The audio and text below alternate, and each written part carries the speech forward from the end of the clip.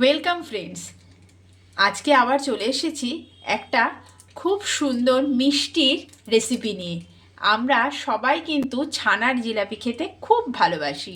সহজ কতগুলো উপকরণ দিয়ে আমি মিষ্টির দোকানের মতো ছানার জিলাপি করে দেখাবো। প্রথমে আমি 150 গ্রাম ছানা নিয়েছি।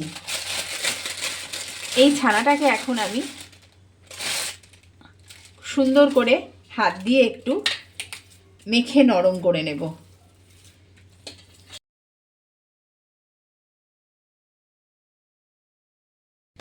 এর ভেতরে আমি এখন 50 গ্রাম মতো ময়দা দিয়ে দেব।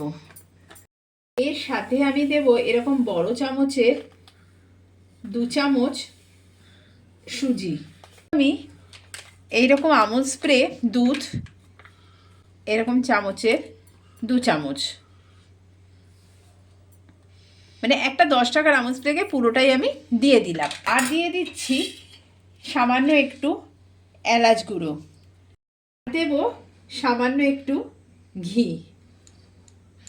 ঘিটা দিতেও পারে নাও দিতে পারে, নিজেদের ইচ্ছার উপর। আমি একটুখানি ঘি দিলাম। এবারে আমি এর ভেতরে দিচ্ছি 1 চামচের 4 ভাগের 1 ভাগ বেকিং সোডা। বেকিং সোডাটা দিলে কি হবে, যে ছানার জিলাপিটা খুব নরম এবং তুলতুলে হবে। বেকিং সোডা কারো কাছে না থাকলে বেকিং পাউডার দিতে পারেন, কোনো অসুবিধা নেই। আমি বেকিং সোডাটা দিয়ে করছি। এই মাখাটা খুব নরম হবে না, আবার খুব শক্তও হবে না, মিডিয়াম হবে। এটাকে ভালো করে মাখার জন্য আমি এর ভেতরে একটু অল্প অল্প দুধ দিয়ে জিনিসটাকে মাখবো। অল্প করে দুধ দেব, বেশি না। এই মাখাটা এখন আমি 5 মিনিট মতো রেখে দেব। 5 মিনিট বা 10 মিনিট মতো রেখে দেব। তো আমি 1 ঘটি জল দিয়ে দিলাম, ধরুন 1 গ্লাসই জল দিলাম। তো এবার জলের ভেতরে আমি কয়েকটা উপকরণ দিয়ে দেব। যেরকম আমি জলের ভেতরে দিয়ে দেব একটু এলাচ গুঁড়ো, সুন্দর একটা গন্ধের জন্য। 1 চিমটি মতো একটু নুন। মিষ্টির উপকরণে নুন একটু না পড়লে মিষ্টিটা কিন্তু ভালো মতো খোলে না, তাই একটুখানি নুন দিলাম। আর দিয়ে দেব আমি গুড় দিয়ে দেব। আমি নতুন পাটালি গুড় এনেছি, সেই পাটালি গুড় আমি দিয়ে দেব।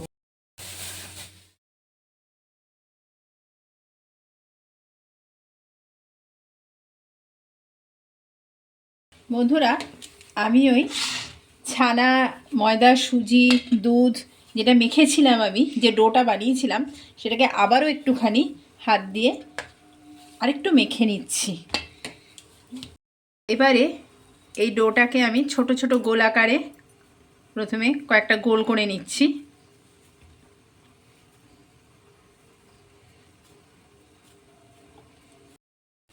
এবারে আমি এগুলোকে এরকম একটা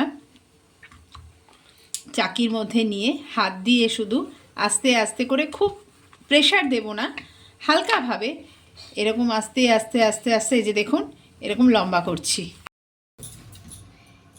এবারে আমি ওই গোলাটাকে নিয়ে চাকিতে রেখে এরকম আস্তে আস্তে আস্তে 2 হাত দিয়ে, শুধু খুব বেশি প্রেশার না, হালকা হাতে আমি এরকম করে করে করে করে করে কিন্তু লম্বা করছি ব্যাপারটাকে। আর এবার আমি আস্তে আস্তে করে এরকম করে করে করে করে করে করে জিনিসটা গোল করছি। দেখো, আমার যে লেচিগুলো করলাম সেটা দিয়ে আমার 9খানা এইরকম ছানার জিলাপি হলো। এবার এটাকে ভাজবো।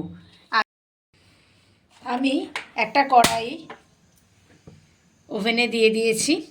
এবার কড়াইটা আবার একটু গরম হলে আমি তাতে তেল দেব। আর পুরো ব্যাপারটাই কিন্তু করব আমি একদম ধিমে আঁচে করব।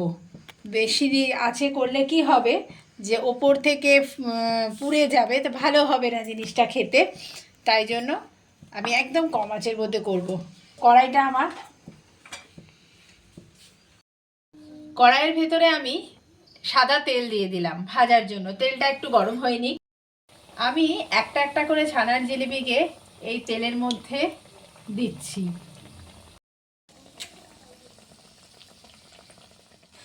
আমার ভাজা কিন্তু হয়ে গেছে, কি সুন্দর রং ধরে নিয়েছে দেখেছেন, এত সুন্দর রং হয়ে গেছে। আস্তে আস্তে তুলে নিচ্ছি ভাজাগুলোকে।